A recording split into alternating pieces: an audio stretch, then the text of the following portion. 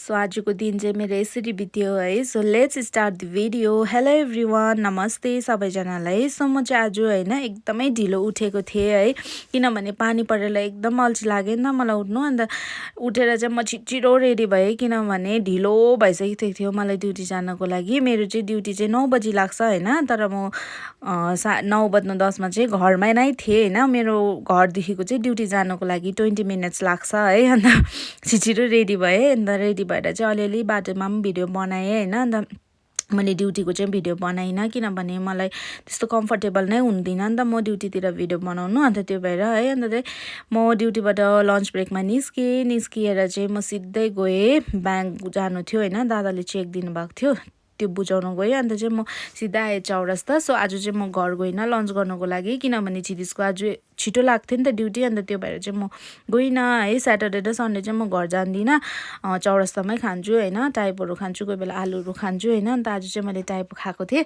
अन्त यसो टाइपो लिएर चाहिँ म छिटिसबाकोमा आएँ होइन, किनभने अब बाहिरनिर बसिरहनु भन्दाखेरि चाहिँ फेरि पानी पनि पुरा पर्दै थियो नि त। अन्त यहाँनिर चाहिँ मलाई होइन छिटिसले टाइपोसँग खानको लागि जुस दिएको थियो हो। अन्त सेजवान चटनी दिएको थियो। मलाई चाहिँ त्यो बजारतिरको हुन्छ नि उयोहरू चाहिँ, यो मोमोको अचारहरू चाहिँ मन पर्दैन नि त। अन्त मैले चाहिँ यहाँनिर यो सेजवान चटनी त मिठो लाग्छ। अन्त त्यो भएर मैले खाएँ होइन। त्यहाँदेखिको चाहिँ यहाँ खाइसकेर तपाईँलाई देखाउँदैछु है। अन्त आजको यहाँबाट देख्ने भ्यू देखाएको थिएँ, तर एकदमै राम्रो थिएन है उयोले गर्दा, वेदरले गर्दा। अन्त चाहिँ म गएँ ड्युटी है। ड्युटी गएँ, मेरो 2:30मा लाग्थ्यो ड्युटी होइन। अन्त 2:15तिर निस्किएँ। अन्त त्यस पछाडि चाहिँ म सिधै बेलुका ड्युटीबाट निस्केको भिडियो बनाएँ है।